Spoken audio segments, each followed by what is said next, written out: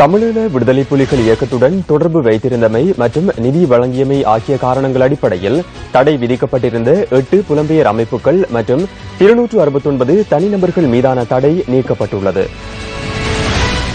2014ஆம் ஆண்டு மார்ச் மாதம் 21ஆம் திகதி விசேட வர்த்தமானி அறிவித்தல் மூலம் 16 அமைப்புகள் மற்றும் 424 நபர்களுக்கு இலங்கை அரசாங்கத்தினால் தடை விதிக்கப்பட்டது.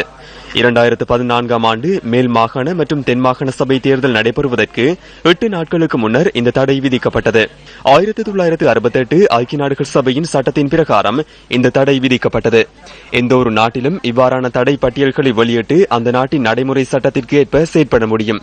இந்த வருடம் நவம்பர் மாதம் தொடக்கம் நடைமுறைக்கு வரும் வகையில் தடை விதிக்கப்பட்ட 16 அமைப்புகளில் 8 அமைப்புகள் மீதான தடை நீக்கப்பட்டுள்ளது.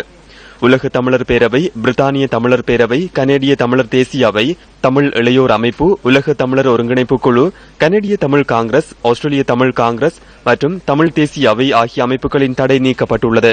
எனினும் தமிழீழ விடுதலை புலிகள் இயக்கம், தமிழர் புனர்வாழ்வு கழகம், தமிழர் ஒருங்கிணைப்பு குழு, உலக தமிழர் இயக்கம், நாடு கடந்த தமிழீழ அரசாங்கம், தமிழீழ மக்களவை, உலக தமிழர் நிவாரண நிதியம், தலைமை செயலக குழு ஆகிய அமைப்புகள் மீதான தடை தொடர்ந்தும் அமலில் உள்ளது.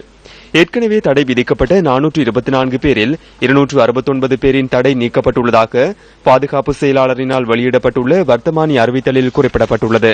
தடை விதிக்கப்படுகின்ற அமைப்புகளின் பட்டியலை வருடாந்த மீள் பரிசீலனை செய்யும் இணக்கப்பாட்டுடன் 2012ஆம் ஆண்டு பாராளுமன்றத்தினால் ஐக்கிய நாடுகள் சபையின் விதிமுறைகளுக்கு ஒப்புதல் அளிக்கப்பட்டதாக வெளிவிவகார அமைச்சின் உத்தியோகபூர்வ இணையதளத்தில் தெரிவிக்கப்பட்டுள்ளது. தடை விதிக்கப்பட்ட போது ஒரு சிலர் உயிருடன் இருக்கவில்லை என்பதுடன் தடை விதிக்கப்பட்டவர்களில் ஒருவர் தடை விதிக்கப்படுவதற்கு 8 வருடங்களுக்கு முன்னதாக உயிரிழந்ததாகவும் அதில் குறிப்பிடப்பட்டுள்ளது. புலனாய்வு பிரிவினரால் தடை விதிக்கப்பட்ட இந்த அமைப்புகள் மற்றும் நபர்கள் தொடர்பில் மீளாய்வு செய்து புதிய அறிக்கை வெளியிடுவதாகவும் வெளிவிவகார அமைச்சு தெரிவித்துள்ளது.